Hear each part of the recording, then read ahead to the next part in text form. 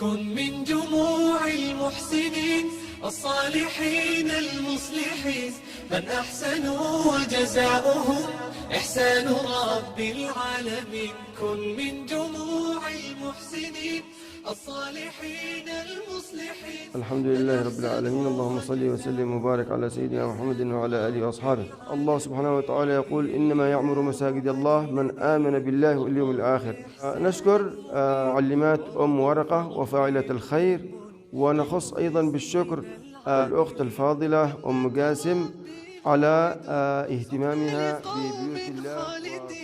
لهم الزيادة إنها أجر العباد المكرمين. أعطونا جزامات وكراريس للمصاحف وكراسي للمعاقين وثلاجة ماء وكباتات أو دواليب مصغرة للمصاحف، وهذا خير كثير. نسأل الله سبحانه وتعالى أن يجعلها في ميزان حسناتهم وأن يثيبهم الثواب الجزيل.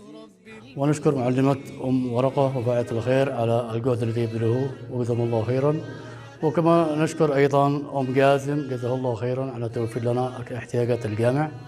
اللهم اجعل هذا العمل خالصا لوجه الله تعالى ويكون مقبولا في حسناتهم وفي صحفهم إلى يوم القيامة، وجزاهم الله ألف خير، وإن شاء الله من الموفقين في الدنيا والآخرة. والسلام عليكم ورحمة الله. من أحسنوا طول السنين كلا ولا خوف ولا حزن عليهم مستبين.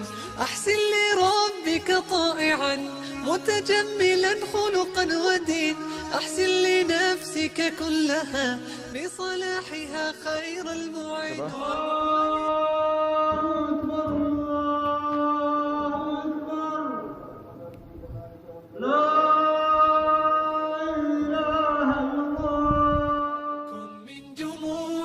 المحسنين الصالحين المصلحين من أحسنوا وجزاؤهم إحسان رب العالمين. كن من جموع المحسنين